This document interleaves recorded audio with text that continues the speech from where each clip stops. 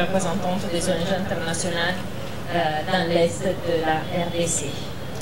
En tant que nouvelle arrivée à Goma, ça ne fait que 2 semaines aujourd'hui que je suis ici, c'est avec un mélange de consternation et de motivation que j'ai pu constater la gravité de la situation humanitaire ici.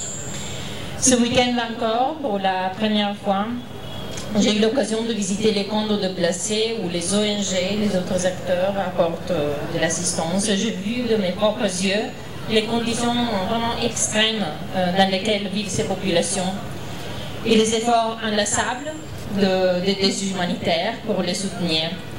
Vous avez les infirmières qui assistent les triages dans les cliniques de nutrition, les patrouilleurs qui s'occupent des infrastructures sanitaires dans des conditions vraiment difficiles. C'est tous ces efforts qui permettent, et bien au-delà de ça d'ailleurs, de sauver des vies chaque jour. Et cette résilience est bien nécessaire. La situation dans l'Est de la RDC s'est détériore de manière alarmante. Et au cours des derniers mois, les combats s'étant intensifiés et ont entraîné des conséquences humanitaires dramatiques.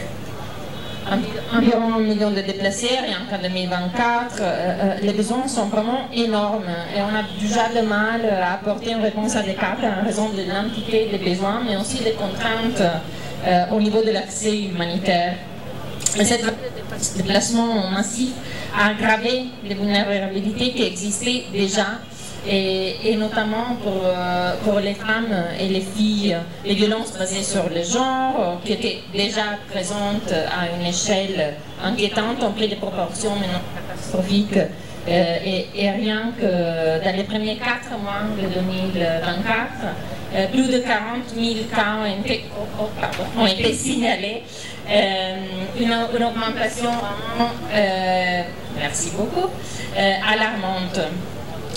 Et à cela s'ajoute aussi le risque de l'Mpox dans la région, qui vient s'ajouter aux vulnérabilités et au complexe de travailler dans cette région. Et alors là, vraiment, les acteurs sur le terrain, et notamment les ONG, on continue à travailler sans lâche. Et non seulement pour fournir une aide humanitaire, mais aussi d'ailleurs pour travailler sur la paix, pour la paix, qui est vraiment un travail essentiel à faire. Et c'est ces travailleurs qui ont risqué, qui continuent de risquer leur vie en apportant cette aide et qui ont pris un lourd tribut. Dans les derniers mois, les incidents humanitaires ont vu une augmentation dramatique. Et rien que pendant les premiers 6 mois de cette année, de 2024, on a compté environ 210 incidents humanitaires, 34 de graves.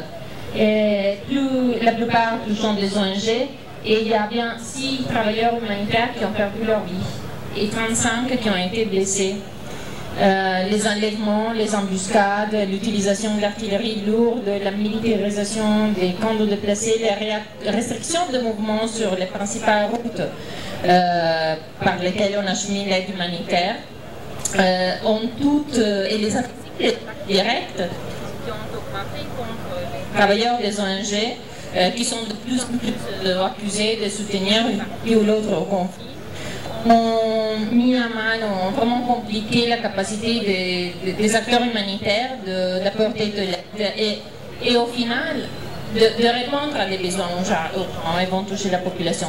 Il est donc vraiment crucial, et je vais terminer sur ça, que nous, comme la communauté nationale et internationale, en reconnaissant l'importance de protéger les travailleurs humanitaires, prenons des mesures concrètes pour qu'ils soient en place, y compris des mécanismes de sécurité, la condamnation ferme des attaques et la lutte contre l'impunité, qui risque d'alimenter cette spirale de violence. Et je veux donc aujourd'hui, en cette journée vraiment spéciale pour toute la communauté, rendre hommage à tous les travailleurs humanitaires qui continuent leur travail dans des conditions extrêmement difficiles. Et leur engagement, leur courage, leur détermination sont une vraie source d'inspiration pour nous tous. Mais cet engagement seul ne suffit pas. Nous avons vraiment besoin du soutien actif des autorités congolaises, de la société civile, nous-mêmes, des médias, des bailleurs de fonds, pour renforcer ces efforts et pour créer un environnement où les humanitaires peuvent travailler, ils peuvent travailler en sécurité et que les populations affectées peuvent recevoir l'aide vitale dont elles ont besoin. Je vous invite donc à prendre conscience de ces réalités et à vous et à nous mobiliser tous ensemble pour soutenir les ONG, les travailleurs humanitaires, car sans eux, nous ne pouvons pas espérer répondre aux immenses besoins des populations vulnérables de la RDC. Je vous remercie. Merci beaucoup.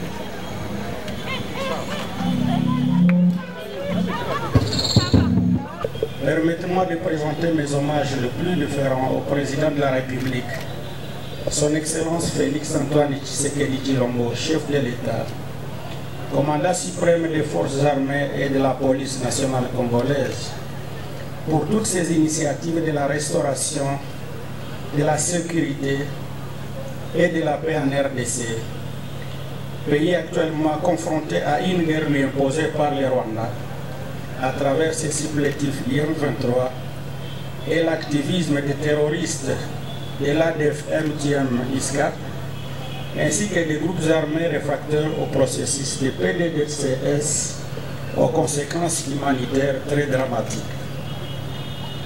Je saisis donc cette occasion pour unir ma voix à la vôtre afin de remercier la communauté humanitaire du Nord Kivu, qui connaît actuellement une escalade humanitaire sans précédent, plaçant les populations civiles dans une précarité extrême. Nos sincères remerciements s'adressent également au sous-bureau d'OCHA Nord Kivu et toute la communauté humanitaire pour l'organisation de cette journée à Goma au profit du public de Goma et ses environs. Dans les soucis de cécité et alléger les souffrances des personnes affectées par les crises, et cela en appui aux efforts relatifs du gouvernement central et provincial. Je rends également hommage aux communautés, aux bailleurs de fonds et toute la population congolaise qui, d'une manière ou d'une autre, contribue à alléger les souffrances humaines avec son élan de solidarité et de résilience communautaire face aux ennemis de la paix.